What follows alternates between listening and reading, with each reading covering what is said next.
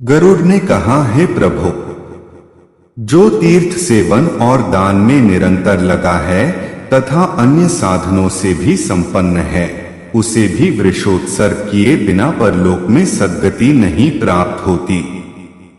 इसलिए मनुष्य को वृषोत्सर्ग अवश्य करना चाहिए। ऐसा मैंने आपसे सुन लिया। इस वृषोत्सर्ग का फल क्या है? प्राचीन समय में इस यज्ञ को किसने किया? इसमें किस प्रकार का वृष होना चाहिए? विशेष रूप से इस कार्य को किस समय करना चाहिए और इसको करने की कौन सी विधि बताई गई है, यह सब बताने की कृपा करें। श्री कृष्ण ने कहा, हे खगेश्वर, मैं उस महापुण्यशाली इतिहास का वर्णन कर रहा हूं जिसका वर्णन ब्रह्मा के पुत्र महर्षि वशिष्ठ ने राजा वीरवाहन से किया था। प्राचीन समय की बात है। विराधनगर में वीरवाहन नामक एक धर्मात्मा, सत्यवादी, दानशील और विप्रों को संतुष्ट करने वाले राजा रहते थे। किसी समय वे शिकार खेलने के लिए वन में गए। कुछ पूछने की जिज्ञासा से वे वशिष्ठ मुनि के आश्रम में जा पहुंचे। वहां आसन ग्रहण कर विनम्रता से झुके हुए राजा ने ऋषियों की संसद में मुनि को नमस्कार करके पूछा।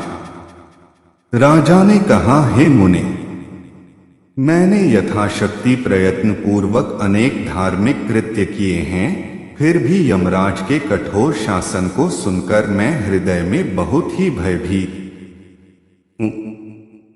हे कृपानिधान महाभाग ऋषिवर, मुझे यमदूत और देखने में अतिशय भयंकर लगने वाले नरकलोकों को न देखना पड़े, ऐसा कोई उपाय बताने की कृपा करें। वशिष्ठ ने कहा, हे राजन, शास्त्रवेत्ता अनेक प्रकार के धर्मों का वर्णन करते हैं, किंतु कर्म मार्ग से विमोहित जन सूक्ष्मतया उनको नहीं जानते। दान, तीर्थ, तपस्या, यज्ञ, संन्यास तथा पितृक्रिया आदि सभी धर्म हैं। उन धर्मों में भी वृषोत्सर्ग का विशेष महत्व है। मनुष्य को बहुत से पुत्रों की अभिलाषा करनी चाहिए। यदि उनमें से एक भी पुत्र गया, तीर्थ में जाए, अश्वमेध यज्ञ करे अथवा नील वृषभ यथाविधि छोड़े तो जाने अनजाने किए गए ब्रह्महत्या आदि पाप भी विनष्ट हो जाते हैं। यह शुद्धि नील वर्ण के वृषभ का उत्सर्ग अथवा समुद्र में स्नान करने से भी हो सकती है। हे राजेंद्र, जिसके एकादशाह में वृषोत्सर्ग नहीं होता, उसका प्रेतत्व स्थिर ही रहता है। मात्र श्राद्ध करने से क्या लाभ होगा? जिस किसी भांति नगर अथवा तीर्थ में वृषोत्सर्ग अवश्य करना चाहिए। हे खगेश, वृषयज्ञ के द्वारा प्रेतत्व से मुक्ति प्राप्त होती है, अन्य साधनों से नहीं। जो वृषभ शुभ लक्षणों से समन्वित युवा तथा कृष्ण गलकंबल वाला हो और सदैव जो गायों के झुंड में घूमने वाला हो, उस वृषभ को विधि विधान से 4 अथवा 2 या 1 बछिया के साथ पहले उसका विवाह करना, तदंतर मांगलिक द्रव्यों एवं मंत्रों के साथ उन सबका उत्सर्ग किया जाए।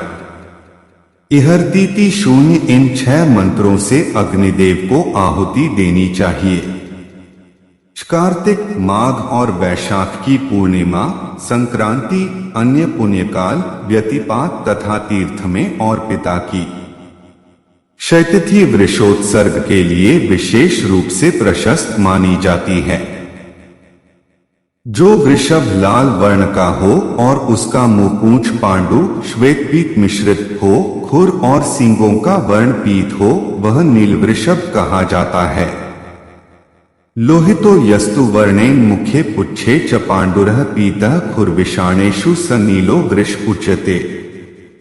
जो वृषभ श्वेत वर्ण का होता है वह ब्राह्मण है, जो लोहित वर्ण का है वह क्षत्रिय है, जो पीत वर्ण का है वह वैश्य है और जो कृष्ण वर्ण का है वह शूद्र है। अथ ब्राह्मण, क्षत्रिय एवं वैश्य वर्ण को अपने वर्ण के अनुसार वृषोत्सर्ग करना चाहिए अथवा रक्त वर्ण का ही वृषभ सबके लिए कल्याणप्रद है। पिता, पितामह तथा प्रपितामह पुत्र के उत्पन्न होने पर यही आशा करते हैं कि यह मेरे लिए वृषोत्सर्ग करेगा। वृषोत्सर्ग के समय इस प्रकार प्रार्थना करनी चाहिए। धर्मस्त्वं वृषरूपेण जगदानंददायकः अष्टमूर्तेर्धिष्ठानमतः शांति प्रयच्छ मे गंगायमुन्योः पेयमंतर्वेदी त्रिणचर धर्मराजस्य पूर्तो वाच्य में सुकृतम वृष। हे धर्म, आप इस वृषभ रूप में संसार को आनंद प्रदान करने वाले देव हैं। आप ही अष्टमूर्ति शिव के अधिष्ठान हैं। अथ मुझे शांति प्रदान करें। आप आंगाय मुना का जल पिएं, अंतर्वेदी में घास चरें और हे वृक्ष, धर्मराज के सामने मेरे पुण्य कर्म की चर्चा करें। बाएं ऊरु भाग में चक्र का चिन्ह अंकित करके गंध, पुष्प तथा अक्षत आदि से बछिया के सहित उस वृषभ की पूजा करके विधिवत बंधन मुक्त कर दे। कहा, हे राजन, आप भी विधिवत वृषोत्सर्ग करें, अन्यथा सभी साधनों से संपन्न होने पर भी आपको सद्गति नहीं प्राप्त हो सकती है। राजन, पहले त्रेतायुग में विदेहनगर में धर्मवत्स नाम का एक ब्राह्मण था जो अपने वर्णानुसार कर्म में अहर्निश निरत, विद्वान, विष्णु भक्त, अत्यंत तेजस्वी और यथालाभ से संतुष्ट रहता था। एक बार पितृपर्व के आने पर वह कुश लेने के लिए वन में गया। वहां इधर उधर घूमता हुआ वह कुश और पलाश के पत्तों को एकत्र करने लगा। एकाएक वहां पर देखने में अत्यंत सुंदर 4 पुरुष आए और उस ब्राह्मण को पकड़कर आकाश मार्ग से लेकर चले गए। वे चारों पुरुष उस दीन व्यथित ब्राह्मण को पकड़कर बहुत से वृक्षों वाले घनघोर वन पर्वतों के दुर्गों को पार कराते हुए एक वन से दूसरे वन के मध्य ले गए। हे राजन, वहां पर उस ब्राह्मण ने एक बहुत बड़ा नगर देखा। वह नगर मुख्य द्वार से समन्वित तथा अनेक प्रासादों से सुशोभित हो रहा था। चबूतरा, बाजार, खरीदी बेची जाने वाली पूछा वस्तुओं और नर नारी से युक्त उस नगर में तुरहियों की ध्वनि हो रही थी। वीणा और नगाड़े बज रहे थे। वहां कुछ भूख से पीड़ित, दीनहीन, पुरुषार्थ से रहित लोगों को भी उसने उसके बाद अत्यंत मैले कुचैले, फटे पुराने वस्त्रों को पहने हुए लोग दिखाई पड़े। आगे हृष्ट पुष्ट स्वर्णाभूषण से अलंकृत सुंदर सुंदर वस्त्र धारण किए हुए कुछ ऐसे लोग थे जो देवताओं के समान शोभा संपन्न थे, जिनको देखकर वह विस्मयाभिभूत हो उठा। वह सोचने लगा कि क्या मैं स्वप्न देख रहा हूं अथवा यह कोई माया है या मेरे मन का यह विभ्रम है। वह ब्राह्मण इस प्रकार की शंका कर ही रहा था कि वे चारों पुरुष उसको लेकर राजा के पास गए। स्वर्णशिलता प्रकार का बीच स्थित राजा को वह ब्राह्मण एकटक देखता रह गया। वहां पर एक महादिव्य सिंहासन था जहां छत्र और चैवर डुलाए जा रहे थे। उसके ऊपर स्वर्ण निर्मित मुकुट धारण किया हुआ महान शोभा संपन्न राजा बैठा हुआ था। वंदीजन उसका गुणगान कर रहे थे। राजा उस ब्राह्मण को देखकर खड़ा हो गया और उसने मधुपर्क तथा आसनादि प्रदान कर उनकी विधिवत पूजा की। तत्पश्चात अत्यंत प्रसन्नचित्त होकर वह राजा उन विप्रदेव से इस प्रकार कहने लगा, हे प्रभु, आज आप जैसे धर्मपरायण विष्णु भक्त का दर्शन हुआ है, इससे मेरा जन्म सफल हो गया। मेरा यह कुल भी पवित्र हो उठा। तदंतर राजा ने उस ब्राह्मण को प्रणाम किया और बहुत प्रकार से उनको संतुष्ट करके अपने दूतों से कहा, हे दूतों, ये ब्राह्मण देव जहां से आए हुए हैं, पुनः तुम सब इन्हें वहीं ले जाकर पहुंचाओ। ऐसा सुनकर उन ब्राह्मण श्रेष्ठ ने राजा से, हे राजन, यह कौन सा देश है? यहां पर ये उत्तम, मध्यम और अधम चरित्र वाले लोग कहां से आए हुए हैं? आप किस पुण्य के प्रभाव से यहां इन सबके बीच प्रधान पद पर विराजमान हैं? मुझको यहां किस लिए लाया गया और फिर क्यों वापस भेजा जा रहा है? यह सब स्वप्न के समान मुझे अनोखा दिखाई दे रहा है। इस पर राजा ने कहा, हे विप्रदेव, अपने धर्म का पालन करते हुए जो मनुष्य सदैव भगवान हरि की भक्ति में अनुरक्त और इंद्रियों के विषय से परे रहता है, वह मेरे लिए निश्चित ही पूज्य है।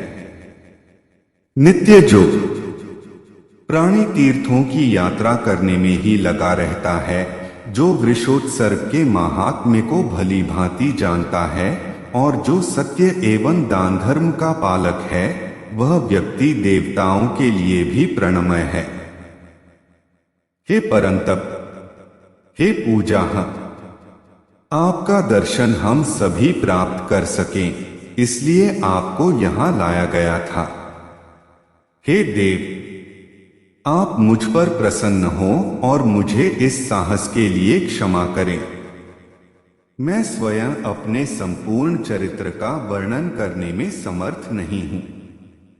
इस वृत्तांत का वर्णन मेरा यह विपश्चित नाम वाला मंत्री करेगा। राजा का वह मंत्री सब वेदों को जानने वाला विद्वान व्यक्ति था।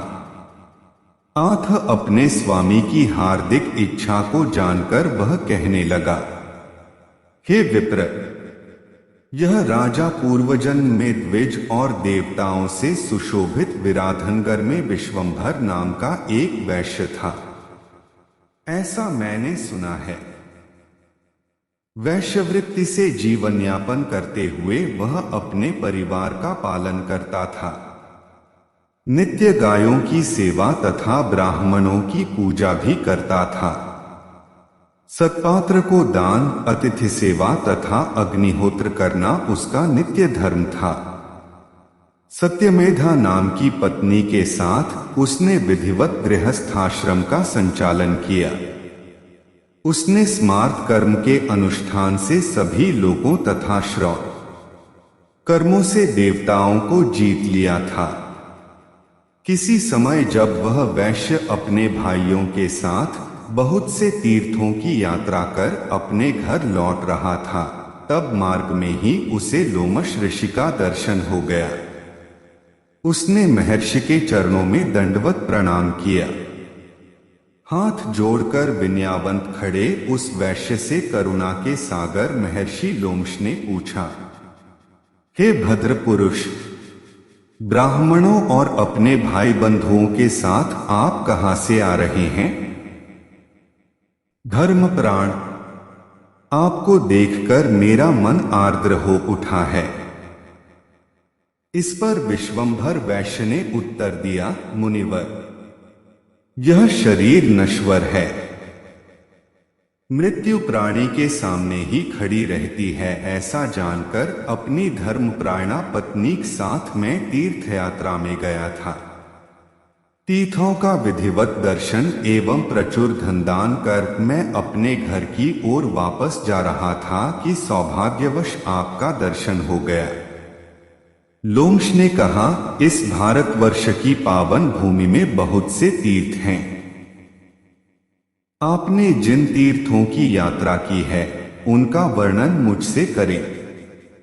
वैश्य ने कहा, हे ऋषिवर, जहां गंगा, यमुना और सरस्वती नामक पवित्रतम नदियां एक साथ मिलकर प्रवाहित होती हैं, जहाँ ब्रह्मा तथा देवराज इंद्र ने दशाश्वमेध यज्ञ किया था, उस तीर्थराज प्रयाग, जहाँ करुणा निधान देव देवेश्वर शिव प्राणी की कान में तारक मंत्र का उपदेश देते हैं, उस मोक्षदायिनी काशी, उल्हाश्रम, फल्गुतीर्थ, गंडकी, चक्रतीर्थ, नैमिषारण्य, शिवतीर्थ, अनंतक, गोप्रतारक, नागेश्वर, बिंदु सरोवर, मोक्षदायक राजीव लोचन भगवान राम से सुशोभित अयोध्या, अग्नितीर्थ, वायुतीर्थ, कुबेर तीर्थ, कुमार तीर्थ, सूकर क्षेत्र, भगवान कृष्ण से अलंकृत मथुरा, पुष्कर, सत्य तीर्थ, ज्वाला तीर्थ, दिनेश्वर तीर्थ, इंद्र तीर्थ, पश्चिम वाहिनी सरस्वती तथा कुरुक्षेत्र जाकर मैंने दर्शन किया। उसके बाद मैं ताप्ती, पयोष्णी, निर्विंध्या, मलय, कृष्णवेणी, गोदावरी, दंडकवन, ताम्रचूड़, सदोदक और द्यावाभूमीश्वर तीर्थ को देखकर पर्वतराज श्रीशैल पहुंचा। तदंतर महातेजस्वी भगवान हरि स्वयं जहाँ श्रीरंग नाम से निवास करते हैं, जहाँ दुर्गा वेंकटी नाम से पुकारी जाती हैं, उस वेंकटाचल की यात्रा मेरे द्वारा की गई। तत्पश्चात चंद्रतीर्थ, भद्रवट, कावेरी, कुटिलाचल, अवटोदा, ताम्रपरी, त्रिकूट, कोलकगिरी, वशिष्ठ तीर्थ, ब्रह्मतीर्थ, ज्ञानतीर्थ, महोदधि, ऋषिकेश, विराज, विशाल और नीलाद्रि, जगन्नाथपुरी, भीमकूट, श्वेतगिरी, रुद्रतीर्थ तथा जहाँ तपस्या करके पार्वती ने भगवान शिव का पति रूप में वरण किया था, उस उमावन तीर्थ की मैंने यात्रा की। साथ ही वरुण तीर्थ, सूर्य तीर्थ, हंस तीर्थ तथा महोदधि तीर्थ की यात्रा हुई, जहाँ स्नान करके काकोला, पहाड़ी कौआ भी राजहंस बन जाता है, जहाँ स्नान मात्र करके एक राक्षस ने देवत्व पद प्राप्त कर लिया था। उसके बाद विश्वरूप, वंद्य तीर्थ, रत्नेश तथा कुहकाचल तीर्थ गया, जहाँ नर नारायण का दर्शन करके मनुष्य करोड़ों पाप से मुक्त हो जाता है। सरस्वती, दृषद्वती और नर्मदा नामक मनुष्यों के लिए कल्याणकारिणी नदियों की मैंने यात्रा की।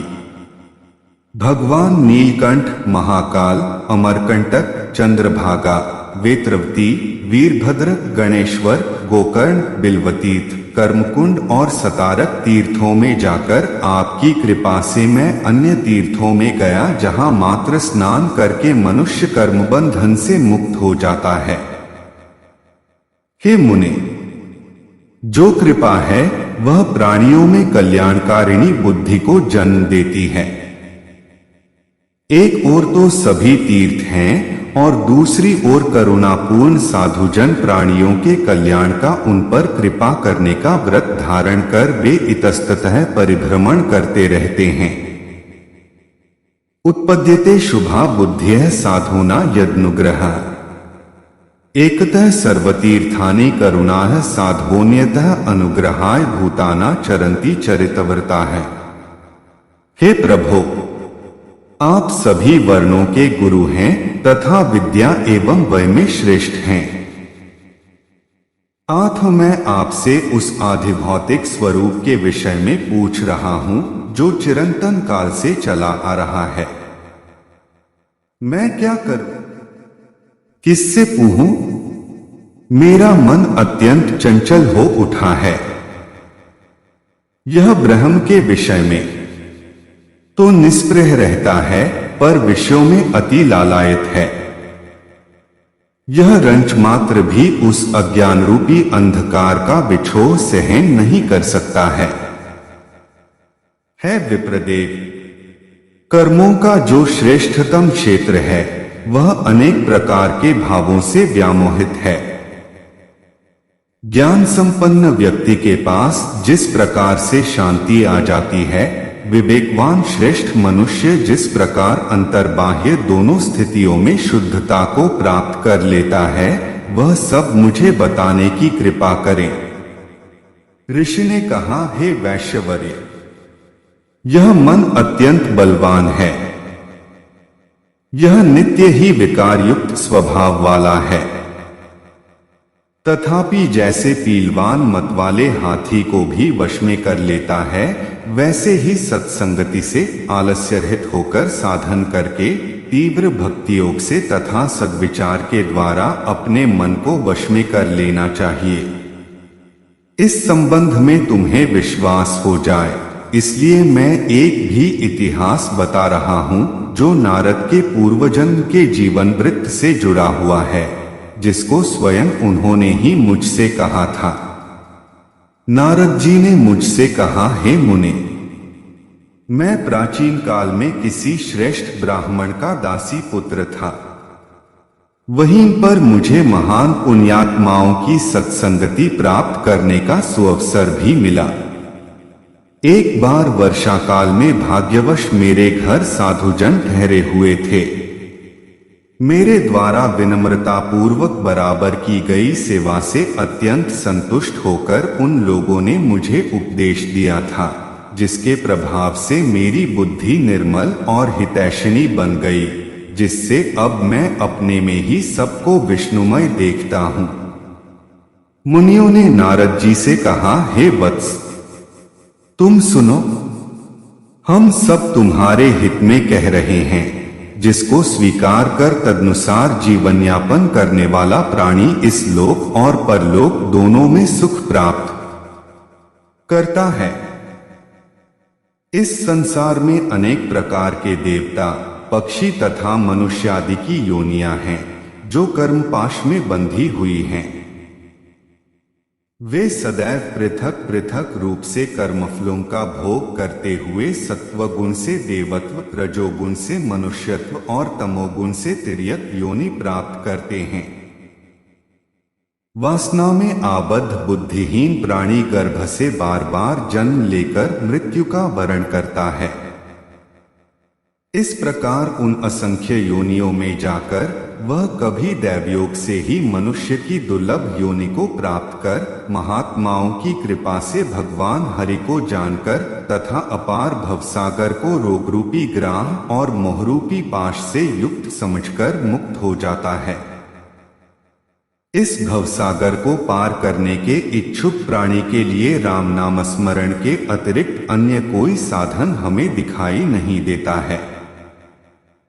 जैसे दही का मंथन करने से नवनीत और काष्ठ का मंथन करने से अग्नि प्राप्त होती है, वैसे ही आत्म मंथन कर उस परमात्मा को जो प्राणी जान लेता है, वह सुखी हो जाता है। यह आत्मा नित्य, अव्यय, सत्य, सर्वगामी, सभी प्राणियों में अवस्थित और महान है। यह अप्रमेय है। यह स्वयं में ज्योतिस्वरूप एवं मन से भी अग्राह्य है। यह वह तत्व है जो सच्चिदानंद रूप है और सभी प्राणियों के हृदय में विराजमान रहता है। भावों के विनष्ट हो जाने पर भी कभी विनष्ट नहीं होता है। जिस प्रकार आकाश सभी प्राणियों में, तेज तथा वायु सभी पार्थिव पदार्थों में स्थित है, उसी प्रकार आत्मा सर्वत्र व्याप्त और निर्लेप है। भक्तों पर कृपा दृष्टि रखने वाले भगवान हरि साधुओं की रक्षा करने के लिए अवतरित होते हैं।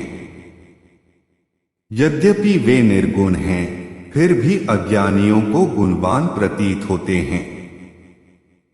जो व्यक्ति इस प्रकार की ज्ञानवती बुद्धि से अपने हृदय में उस परमात्मा का चिंतन करता है, उसके भक्ति योग से संतुष्ट होकर वे अजन्मा पुरुष परमात्मा उसको अपना दर्शन देते हैं।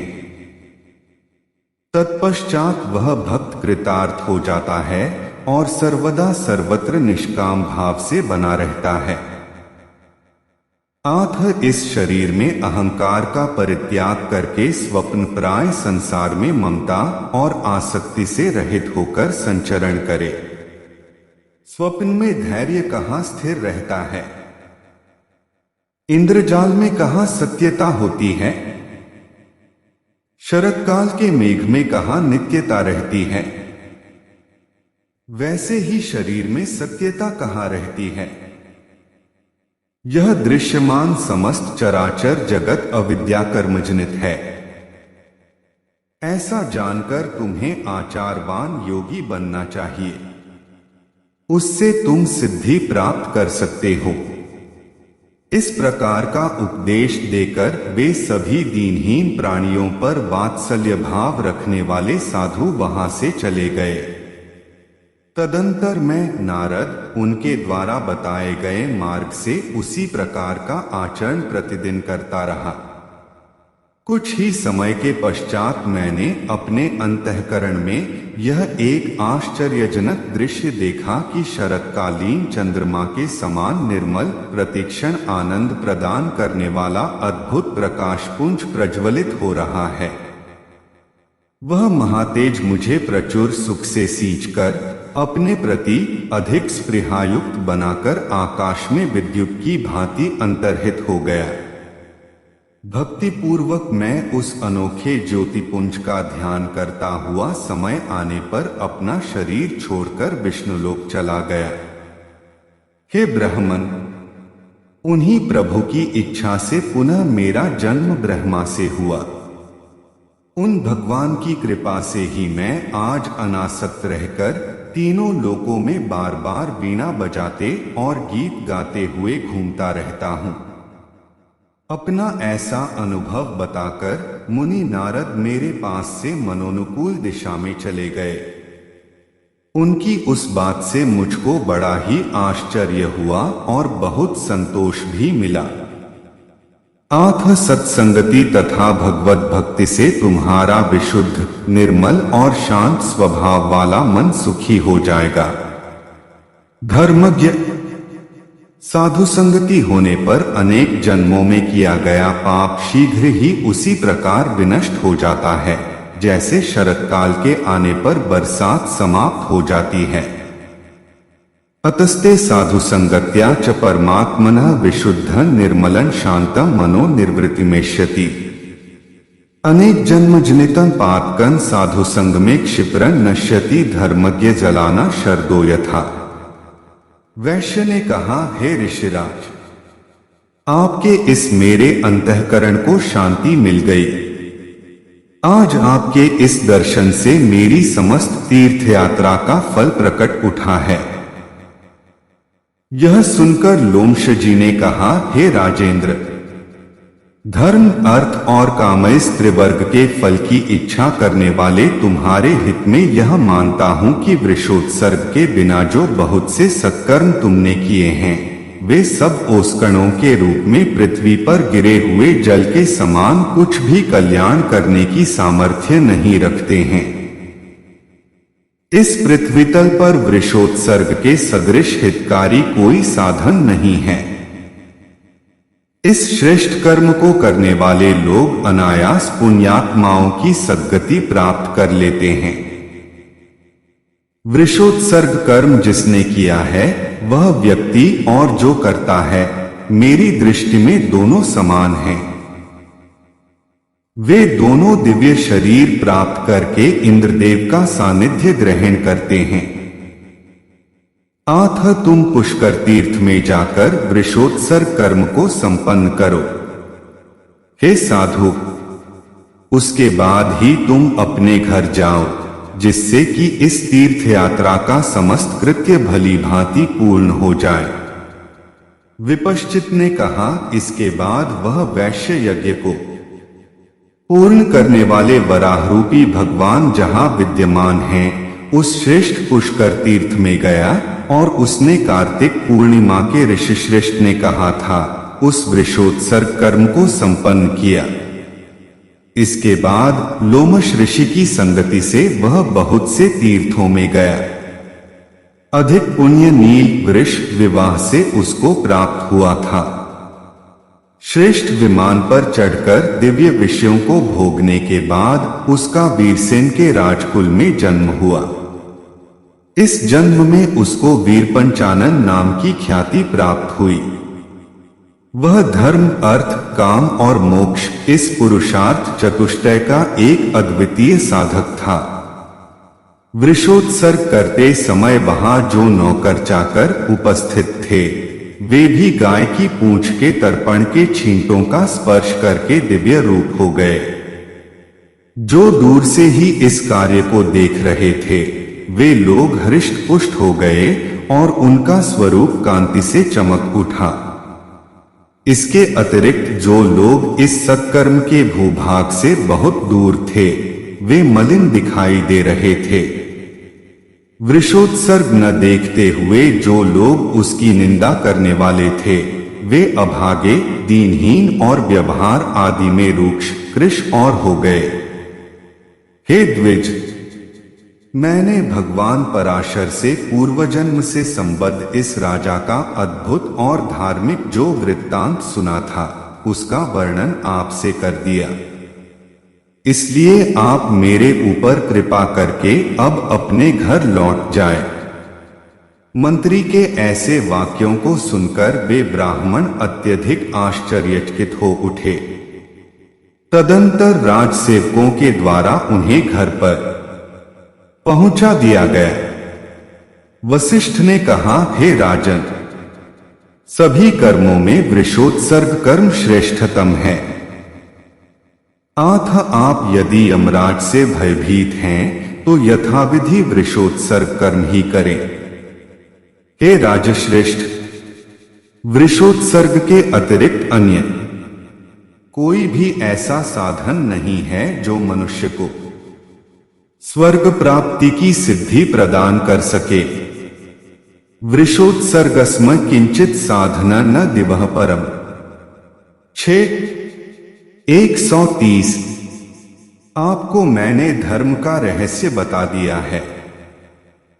यदि पति पुत्र से युक्त नारी पति के आगे मर जाती है तो उसके निमित्त वृषोत्सर्ग नहीं करना चाहिए, अपितु दूध देने वाली गाय का दान देना चाहिए। श्री कृष्ण ने कहा, हे खगेश, महर्षि वशिष्ठ के उक्त वचनों को सुनकर राजा वीरवाहन ने मथुरा में जाकर विधिवत वृषोत्सर्ग का अनुष्ठान किया। तदंतर अपने घर पहुंचकर उसने अपने को कृतार्थ माना। समय आने पर जब उसकी मृत्यु हुई तब यमराज के दूत उसको लेकर कालपुरी की ओर चले, किंतु उस नगर को पार करके मार्ग में जब वह अधिक दूर निकल गया तो उसने दूतों से पूछा कि श्राद्ध देव का नगर कहाँ है। तब दूतों ने उसको बताया कि जहाँ पापी लोग पाप शुद्धि के लिए यमदूतों के द्वारा नरक में ढकेले जाते हैं, जहाँ धर्माधर्म की विवेचना करने वाले धर्मराज विराजमान रहते हैं, वहीं वह श्राद्ध देवपुर है। आप जैसे पुण्यात्माओं के द्वारा वह नहीं देखा जाता है। उसी समय देव गंधर्वों सहित दिव्य रूप वाले उस राजा के समक्ष अपने को प्रकट किया। अपने सामने उपस्थित धर्मराज को देखकर राजा ने बड़े ही आदर के साथ हाथ जोड़कर उन्हें प्रणाम और उसने अनेक प्रकार से गुण कीर्तन करते हुए उन्हें संतुष्ट किया। धर्मराज ने भी राजा की प्रशंसा करके कहा, हे दूतों, तुम सब इन्हें उस देवलोक में ले जाओ जहां प्रचुर भोग के साधन सुलभ हैं।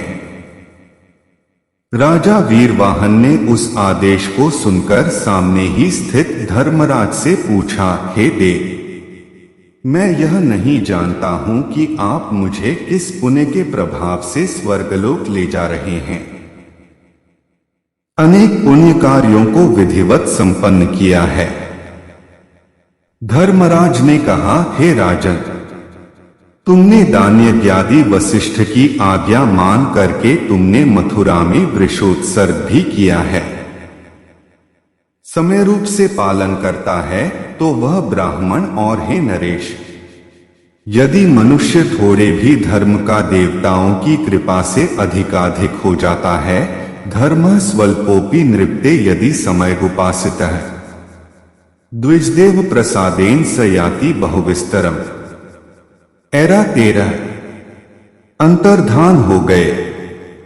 तत्पश्चात वीरवाहन स्वर्ग में ऐसा यमुना के भ्राता उसी क्षण जाकर देवताओं के साथ सुखपूर्वक रहने लगा। नामक यज्ञ का महात्म्य विस्तार पूर्वक तुम्हें सुना। श्री कृष्ण ने कहा, हे पक्षीराज, मैंने वृषोत्सर्ग दिया है। प्राणियों के पाप कर्म को समाप्त करने वाले इस आख्यान को सुनने वाला व्यक्ति पाप मुक्त हो जाता है।